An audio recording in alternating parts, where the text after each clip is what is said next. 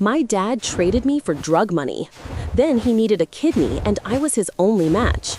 I was 11 years old when my father looked at me across a kitchen table covered in empty beer cans and said, "Pack your things, you're going to live with Ray for a while."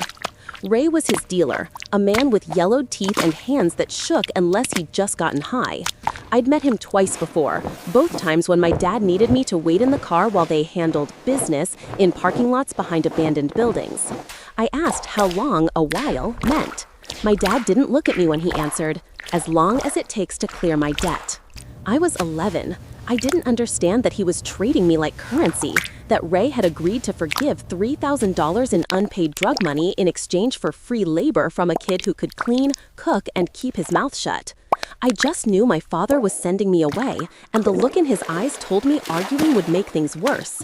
I'm Theo Brennan, and this is the story of how my father sold me to his dealer and, years later, ended up in my hospital room, begging me to save his life with my kidney.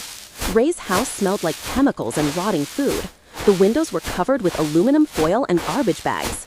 There were 3 other people living there, all men who looked at me with either indifference or something that made my skin crawl.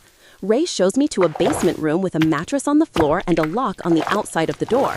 "This is yours," he said. "You'll clean the house, do the dishes, take out the trash. You cook. You're useful, we don't have problems. You cause problems, you don't eat." I nodded, already learning that speaking only made things worse. That first night, I heard people coming and going upstairs, voices raised in argument, then laughter, then silence. I lay on the mattress, staring at the ceiling, and tried to remember what my mother looked like. She died when I was 6 from an overdose. My memories of her were already fading, replaced by years of my father's decline into the same addiction that killed her. I started working the next morning. Dishes were piled in the sink, some with food that had been there so long it was growing mold. The living room was covered in cigarette burns and stains I didn't want to identify. I cleaned for 6 hours before Ray came down and inspected my work. He nodded and threw a granola bar at me. "Good, keep it up." Days blurred together. I'd wake up when I heard movement upstairs, usually around noon. I'd clean whatever mess had been made the night before. Sometimes Ray would give me money to walk to the corner store for cigarettes or instant noodles. Sometimes he'd forget to feed me, and I'd eat whatever I could find. After 2 weeks, I asked Ray when I could go home.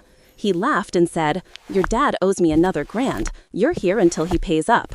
Or you're 18, whichever comes first." I was 11. 18 felt impossible, like a distance I couldn't measure. School was still required, so Ray drove me every morning and picked me up every afternoon. I told teachers I lived with my uncle. They didn't ask questions. I was a quiet kid with decent grades who never caused trouble. I blended in. At Ray's house, I learned to be invisible. I figured out which floorboards creaked. I memorized everyone's schedules. I knew when to stay in my basement room and when it was safe to move through the house. Some of Ray's friends scared me more than others. There was a man named Vincent who would stare at me too long and ask Ray why he kept a kid around. Ray would say I was earning my keep, and Vincent would laugh in a way that made my stomach hurt. I started sleeping with my door blocked by the broken dresser in my room. It wouldn't stop someone determined, but it might buy me seconds to wake up. 3 months in, my father showed up. He came to the door looking worse than I remembered, thinner, with sores on his face, and that hollow look in his eyes that meant he needed his next fix badly. He asked Ray if he could see me. Ray called me upstairs. My father looked at me like he was seeing a stranger. I'd grown in 3 months, gotten taller, lost weight I didn't have to lose. He asked if I was okay. I said yes, because what else could I say? He handed Ray $200 and said it was all he had. Ray counted it and said my dad still owed $800. My father looked at me again, then left without saying goodbye. I went back to my basement room and cried for the first time since arriving. I was at Ray's house for 8 months total. In that time, I learned to cook with whatever ingredients were available. I learned to forge my father's signature on school forms. I learned to sleep lightly and wake at any unusual sound. I learned that some adults would hurt you and others would just watch. The breaking point came on a Saturday in March. Ray was having a party, which meant the house was full of people getting high and drunk. I stayed in my basement room with the dresser against the door. Around midnight, someone tried to open it. Then someone started kicking it. Vincent's voice, slurred through the wood, said Ray wouldn't mind if he borrowed me for a bit. I shoved my entire body against the dresser. The door cracked but held. Vincent kept kicking and laughing, and then I heard Ray's voice, angry, telling Vincent to back off. "Kid's off limits. He works for me, not for you." Vincent argued but eventually left. Ray didn't check on me. The next morning, I waited until everyone was asleep or gone. Then I took $40 from Ray's wallet, packed my school backpack with the few clothes I had, and ran. I walked for 3 hours before I found a police station. I went inside and told the officer at the desk that I'd been living with my father's drug dealer and I needed help. The officer's expression changed immediately. She brought me to a private room, gave me water and a granola bar, and called Child Protective Services. A social worker named Patricia O'Connor arrived an hour later. She had kind eyes and a voice that didn't talk down to me. She asked me to explain everything from the beginning. I told her about my father trading me to Ray for drug debt, about living in the basement, about cleaning and cooking, about Vincent trying to break down my door. She took notes and asked clarifying questions without making me feel like I was being interrogated. Then she asked if I wanted to go back to my father. I said no. She nodded like she'd expected that answer. "We're going to find you somewhere safe," she said, "but I need you to understand that what happened to you wasn't okay. Adults failed you. We're going to do better." I wanted to believe her, but I'd learned not to trust adults who made promises. CPS placed me in emergency foster care that night with a couple named Donald and Ruth Kavana. They were in their 50s, had raised 3 kids of their own, and had been fostering for a decade. Their home was clean and quiet. They had rules posted on the refrigerator about chores and curfews. Ruth showed me to a bedroom with actual furniture and a door that locked from the inside. She said I could lock it whenever I wanted, that this was my space. I stared at that interior lock for a long time before I believed it was real. Dinner that night was overwhelming. Actual home-cooked food at a table with placemats and napkins. Donald asked about my day and actually listened to my one-word answers. Ruth told me I didn't have to talk if I didn't want to, that they understood I needed time to adjust. After dinner, Ruth gave me a bag of toiletries and new clothes, still with tags on them. She said tomorrow we'd go shopping for anything else I needed. I took the longest shower of my life and slept in an actual bed with clean sheets. I woke up 3 times, convinced I was back in Ray's basement, before remembering where I was. The police arrested Ray and several others at his house within a week. They found drugs, weapons, and evidence of other crimes. Patricia told me Ray would be going to prison for a long time. She said I might have to testify eventually. I said okay. They found my father living in a tent under a highway overpass. He was arrested for child endangerment and trafficking. Patricia explained that trading your child to settle a drug debt counted as human trafficking under state law. My father pleaded guilty as part of a deal. He got 3 years in prison and was required to terminate his parental rights. He signed the papers without fighting it. The Kavanas asked if I wanted to be adopted. It had been 6 months since I'd come to live with them. 6 months of regular meals, clean clothes, therapy appointments, and slowly learning to trust again. I said yes before I could overthink it. The adoption was finalized a year later. I was 13 and legally had parents who chose me instead of drugs. School became my escape and my ambition. I missed a lot during my time at Ray's house and had to work twice as hard to catch up. My teachers noticed my dedication. One of them, Mr. Aussie, pulled me aside and asked if I'd ever thought about college. I told him my family couldn't afford it. He said there were scholarships and programs for kids in situations like mine. He helped me research options and plan ahead. I decided I wanted to be a doctor, partially because Mr. Aussie suggested it as a stable career, but mostly because I'd seen what addiction did to bodies, and I wanted to be someone who helped instead of hurt. The Kavanas supported my goals completely. Ruth helped me study for tests, Donald taught me to drive and showed me how to fill out college applications. They treated my dreams like they were achievable instead of impossible. High school was a blur of AP classes, volunteer work at the local hospital, and test prep. I graduated 3rd in my class with a full scholarship to the state university for pre-med. The Kavanas cried at my graduation. Ruth kept saying she was so proud, and Donald kept squeezing my shoulder like he was making sure I was real. My father was released from prison during my freshman year of college. I found out through Patricia, who still checked in on me occasionally. She said he'd completed a treatment program in prison and was living in a houseway house. He'd asked about me. I told Patricia I didn't want contact. She said that was my right, and she'd make sure he understood. I threw myself into college with the same intensity I'd brought to high school. Pre-med was brutal. Organic chemistry nearly broke me. Anatomy required memorization that made my eyes blur. But I'd survived worse than difficult classes. I studied while other students partied. I worked part-time at the hospital as an aide to get experience and help with expenses the scholarship didn't cover. I learned to draw blood, take vitals, and talk to scared patients. One of the nurses, Grace Wellington, took me under her wing. She'd been doing this for 20 years and had seen everything. She taught me that being a good doctor wasn't just about knowing medicine. It was about seeing people's humanity when they were at their most vulnerable. I got into medical school on my first application, full scholarship again, this time to a solid state program. The Kavanas threw me a party. Their biological children came, along with other foster kids they'd helped over the years. It felt like having a real family for the first time in my life. Medical school was everything I'd heard and worse. The workload was crushing. The competition was intense. I had classmates who'd grown up with doctor parents, who'd been groomed for this since birth. I was the kid who'd lived in a drug dealer's basement, but that kid had learned to survive, and survival skills translated into medical school better than privilege did. I could function on no sleep, I could stay calm in chaos, I could see people at their worst and still show up the next day. Third-year rotations were when I found my calling, surgery, specifically transplant surgery. The precision, the stakes, the idea of giving someone a second chance at life, it resonated with something deep in me. Everyone deserves a second chance, even if my father never took his. I busted my ass to get into a surgical residency. I worked extra rotations, published research, and made sure every attending knew my name for the right reasons. I matched at a prestigious program for general surgery with a transplant fellowship track. The Kavanas came to my white coat ceremony. Ruth cried again. Donald told me he'd always known I'd make it, that I had something special. Residency was hell. 100-hour weeks, surgeries that lasted all day, attendings who screamed if you made the smallest mistake, patients who died despite perfect technique.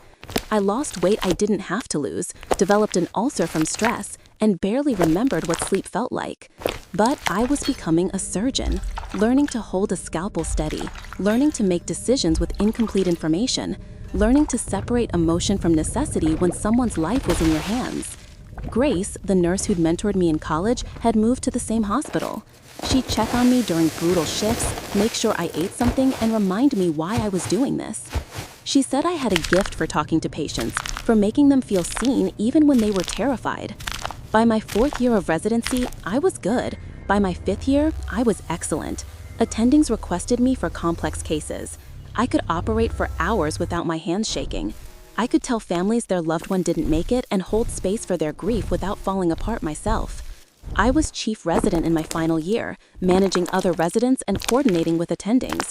It was the most responsibility I'd ever had, and I thrived under the pressure. After residency, I got accepted into a transplant surgery fellowship. 2 more years of training, but I'd be learning from the best in the country.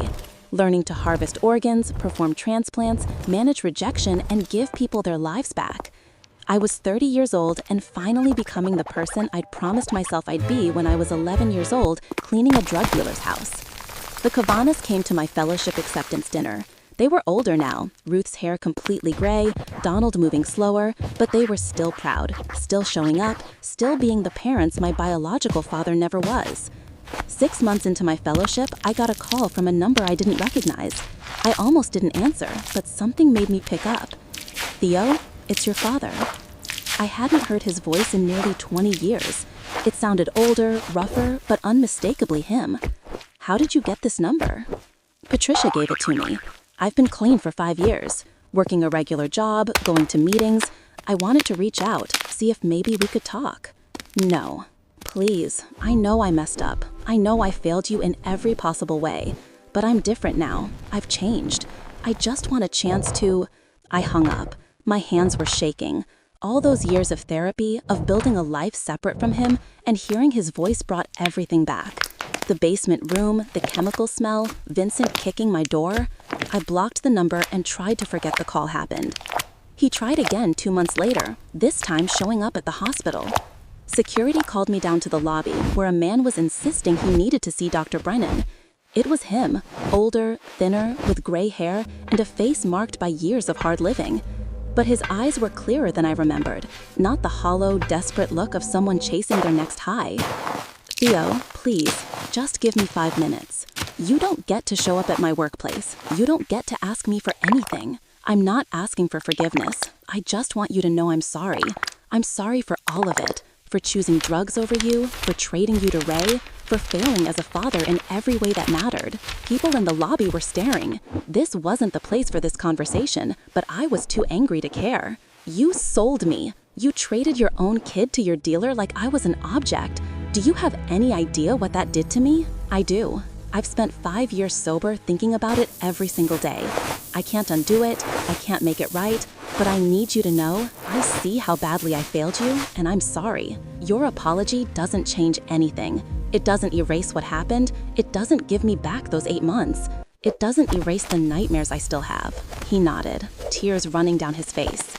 I know. I just needed to say it in person. I won't bother you again. He turned to leave. I should have let him go, should have watched him walk out and never thought about him again.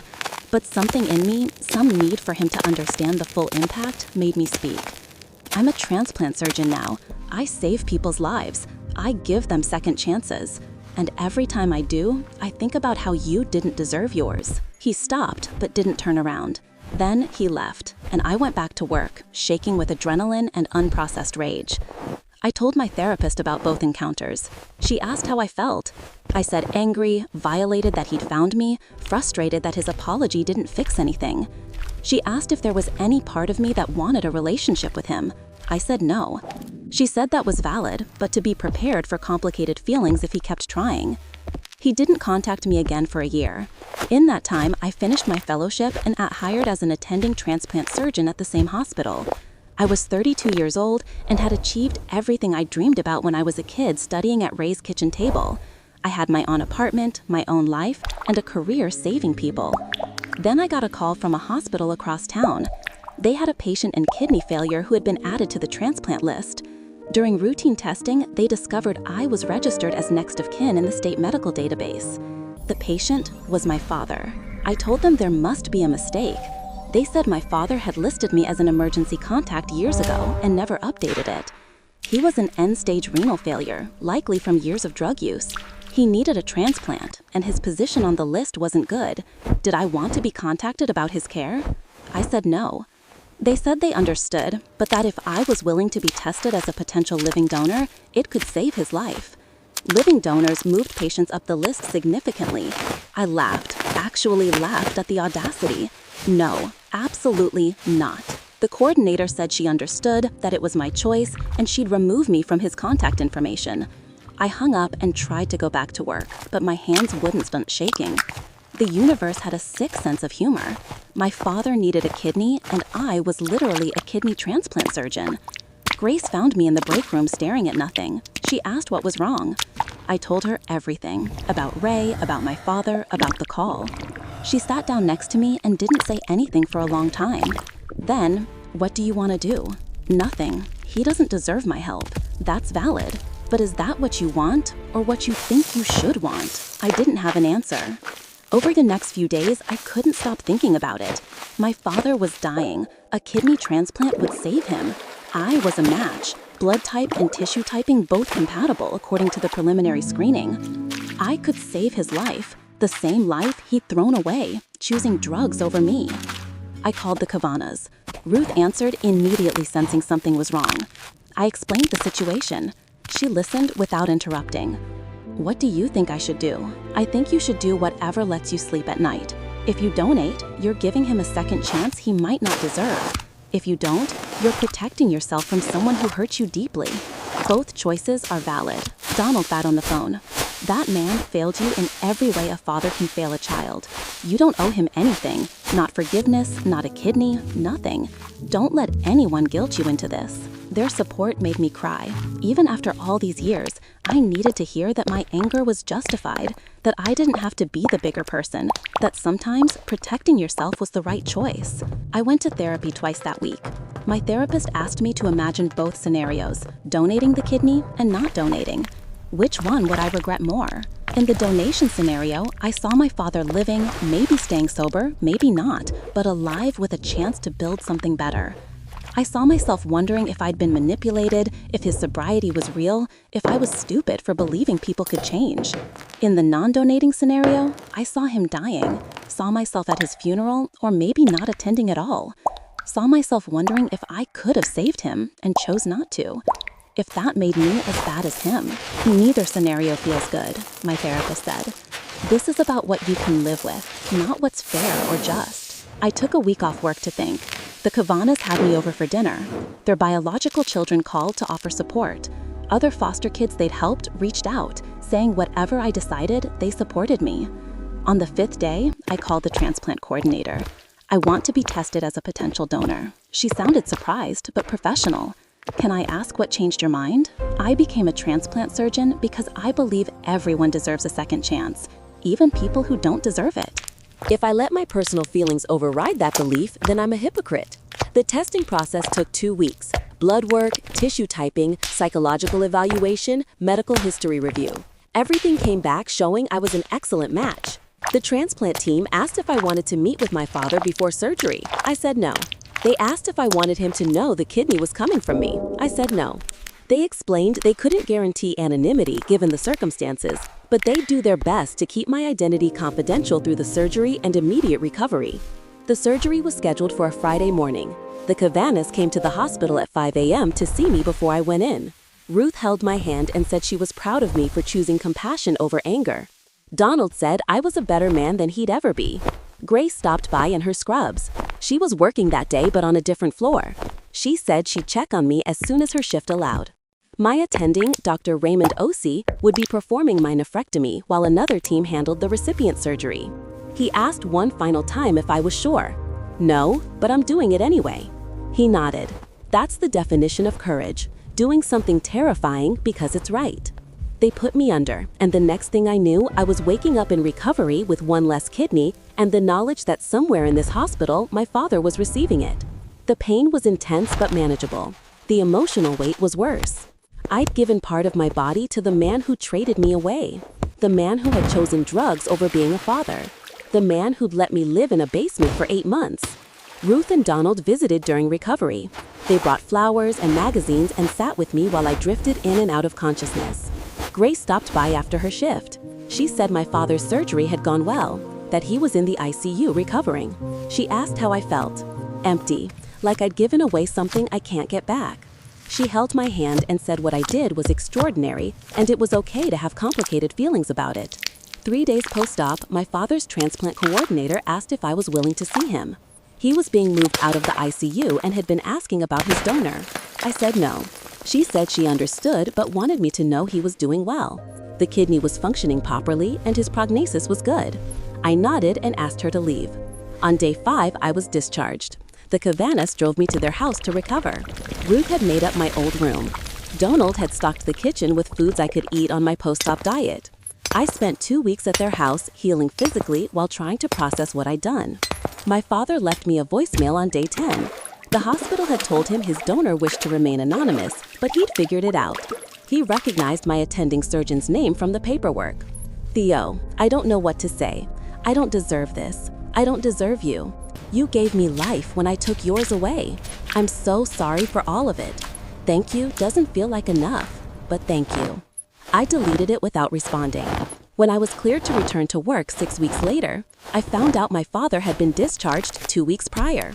He was doing well, attending a dialysis clinic for monitoring, taking his anti-rejection medications. He'd asked about me multiple times, wanted to meet, to thank me, to try to explain. I told the coordinator to stop passing along his messages. I donated the kidney because I believed in second chances, not because I wanted a relationship. 3 months post-transplant, he showed up at the hospital again. Security called me. I went down already angry. He looked better, healthier. The color had returned to his face. He was heavier, no longer the skeletal figure from before. I know you don't want to see me. I know I have no right to ask for anything else. But I need to say thank you in person. You already did, in a voicemail I deleted. Then I need to say it again. You saved my life. After everything I did, you saved me. Why? The question hung between us. Why had I done it? Because I'm a doctor. Because I believe in second chances, even when people don't deserve them. Because I needed to prove I was better than you. He flinched. You are. You're everything I should have been and wasn't. Is that supposed to make me feel better? You think acknowledging your failures fixes anything? No, nothing fixes what I did. But you need to know that I've been sober for 6 years now. I have a job, an apartment, a sponsor. I go to meetings. I volunteer at rehab centers telling my story. I'm trying to be the person I should have been 20 years ago. Good for you. But that doesn't change what happened.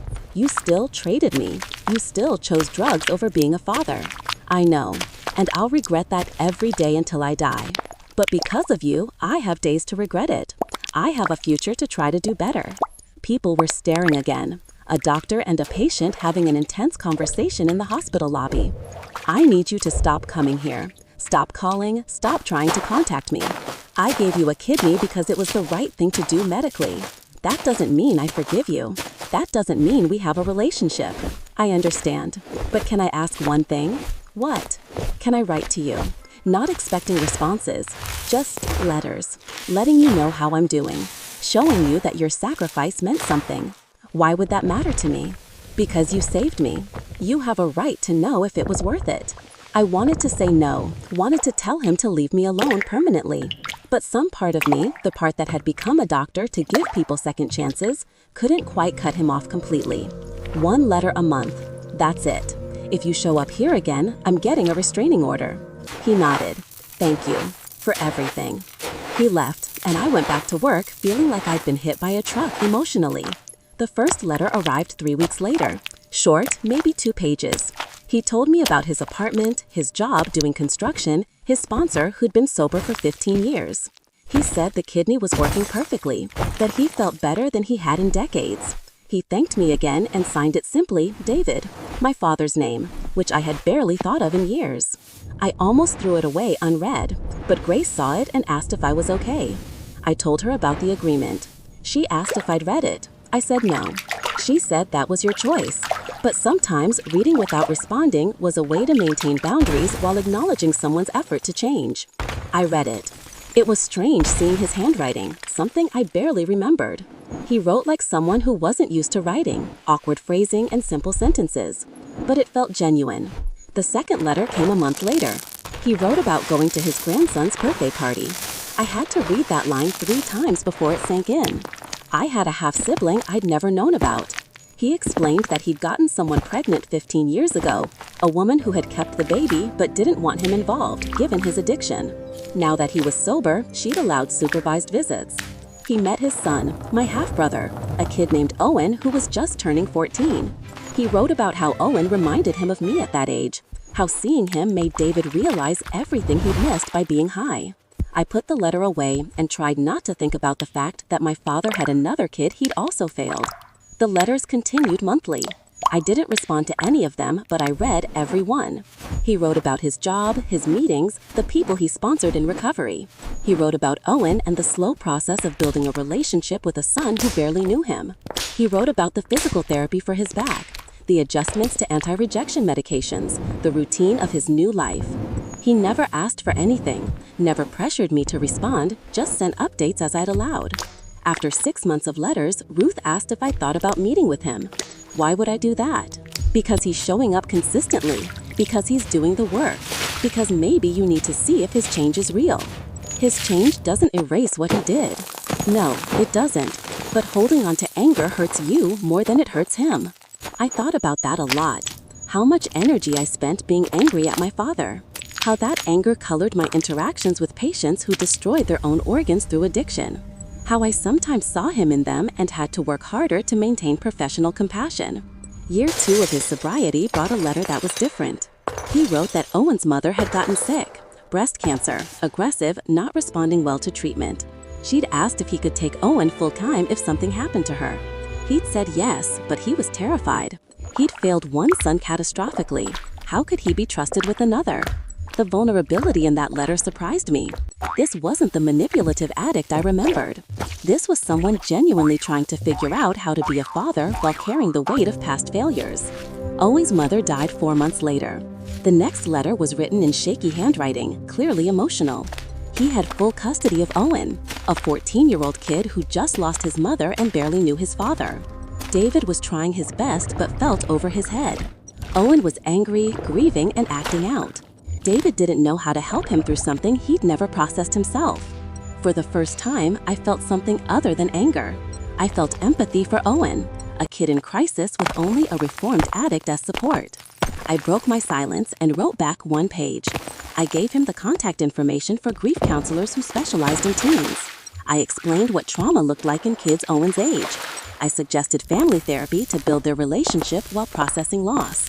I didn't sign it "your son" or anything personal, just my name. His response came faster than usual. He thanked me for responding, said he'd reached out to the counselors immediately. He said it meant more than you know that I'd broken my silence to help Owen. He asked if he'd ever consider meeting his brother. I didn't respond to that question, but I kept reading the letters. Over the next year, David wrote about therapy with Owen, about learning to be present for someone else's pain, about Owen's anger at his mother's death and David's absence, about slowly building trust through consistency and honesty. He wrote about teaching Owen construction skills on weekends, about helping with homework despite barely having finished school himself, about Owen making the soccer team and David attending every game, being the parent he'd never been for me. It was painful reading about him being a father to Owen, the father he'd never been to me.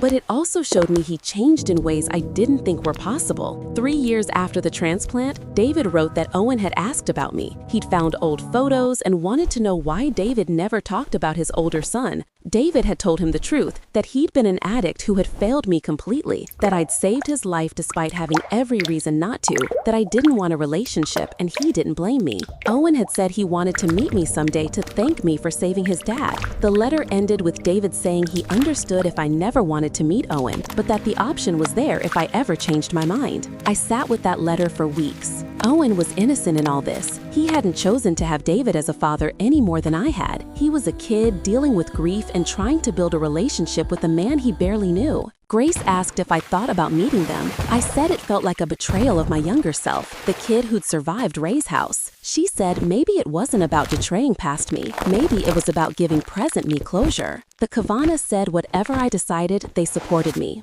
Ruth said sometimes the people who hurt us most deserve to see who we became in spite of them. Donald said I didn't owe them anything, but that meeting Owen might help a kid who needed it. I thought about how many patients I'd seen whose families were fractured by addiction, how many deathbeds I'd stood beside where forgiveness came too late or not at all, how many people regretted things left unsaid. I wasn't ready to forgive my father, might never be, but maybe I could meet Owen. Maybe I could show a grieving kid that people could survive terrible circumstances and build good lives. I sent a letter saying I'd meet them. Coffee shop, public place, 1 hour. David's response was immediate, grateful, humble, promising it would be on my terms completely. The day of the meeting, I almost canceled 6 times. Grace talked me through my anxiety. Ruth called to remind me I was strong enough for this. Donald texted saying he was proud of me. I arrived early and sat in the back corner where I could see the door. They walked in right on time. David looked healthy, 4 years sober, working construction, taking care of a teenager. He'd put on weight, his face wasn't hollow anymore, and his eyes were clear. Owen was tall for 15, lanky in the way teenage boys are. He had David's features but softer, less marked by life. He looked nervous. They saw me and walked over.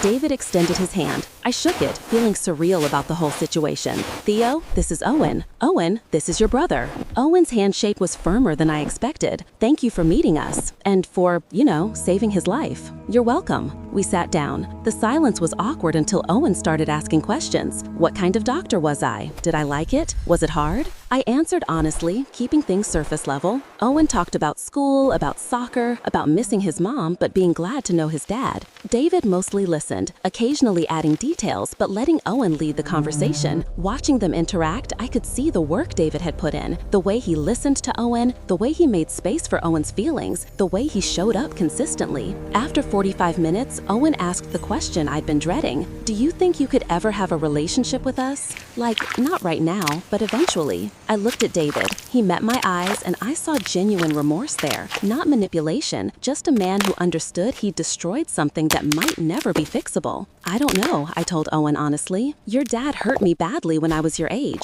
I've built a good life, but that doesn't erase what happened. I need to protect myself. I get that, but he's different now. He's a good dad. I know he messed up with you, but people can change, right? Out of the mouths of babes. Owen had no idea he was asking me to validate the entire reason I'd become a doctor. Yeah, people can change. It doesn't mean they're owed forgiveness, but they can change. We finished our coffee. Owen hugged me before leaving, quick and awkward. David shook my hand again and thanked me for giving them this chance. I watched them walk to David's truck, saw Owen talking animatedly while David listened. They drove away, and I sat there processing. That one meeting opened a door I'd kept locked for years. Owen started texting me occasionally, just small things. Photos from soccer games, questions about medical school, updates on his life. I responded sporadically but didn't shut him down. He was a good kid trying to navigate an impossible situation. 6 months after our first meeting, Owen invited me to one of his games.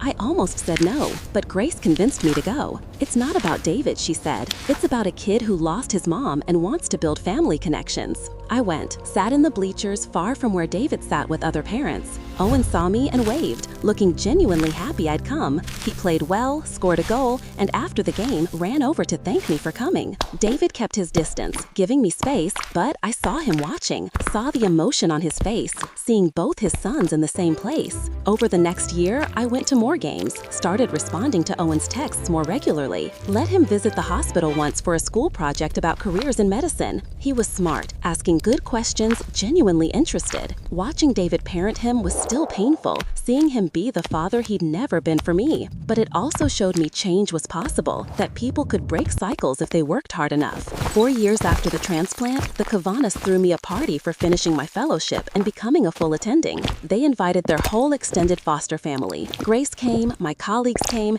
and I invited Owen, who begged to bring David. I hesitated, but Ruth said it might be good closure, having everyone I loved and everyone who'd shaped me in one room. David came. He stayed on the periphery, talking quietly with other guests, not pushing into my space. But at one point, Donald approached him. I watched from across the room as they talked. Later, Donald told me what was said. He told David that he was the man who'd cleaned up my messes, who taught me to drive and filled out college applications, and been there for every milestone. That David might be biologically my father, but Donald was my dad. That David had given up that right when he traded me to Ray. David had cried and agreed, said Donald was right, that he was grateful someone had been there for me, that he'd never try to take that role. The conversation felt important, a demarcation of boundaries that needed to be clear. David could be in my life peripherally, but he'd never be my father. That role was taken by someone who'd earned it. 5 years post-transplant, David got promoted to foreman at his construction company. He wrote me a letter saying he'd marked 5 years sober, that statistically he was unlikely to relapse now,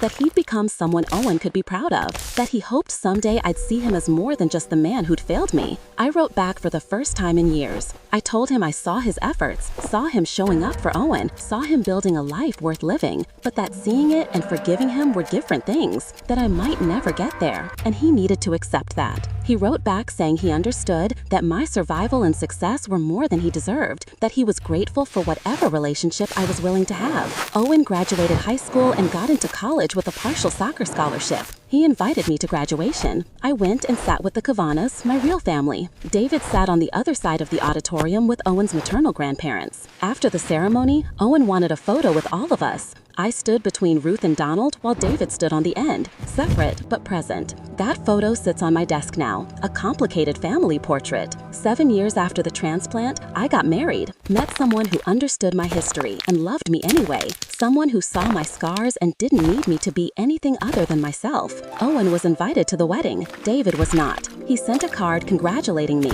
saying he understood why he wasn't invited, that he hoped I'd found the happiness I deserved. Owen told me David had cried reading the invitation that didn't include him, said he told Owen it was right, that some doors need to stay closed. 10 years post-transplant, David wrote, saying his kidney function remained perfect, that he'd been sober a decade, that Owen was thriving in college, that he'd never stopped being grateful for the second chance I'd given him. I wrote back, saying I was glad he'd made something of it, that not everyone got that chance, that he'd better not waste it. We have a relationship now, not father-son, something else, something undefined. He comes to Owen's events, I come to Owen's events. We're civil. Sometimes we even talk about surface-level things, but the wound he caused never fully healed. can't fully heal. I'm a transplant surgeon because I believe everyone deserves a second chance. I gave my father a kidney because of that belief. But giving someone a second chance doesn't mean giving them back what they destroyed. It means giving them the opportunity to build something new. David built a relationship with Owen. He built sobriety. He built a life worth living. But he didn't get me back. He lost that right 20 years ago in Ray's basement.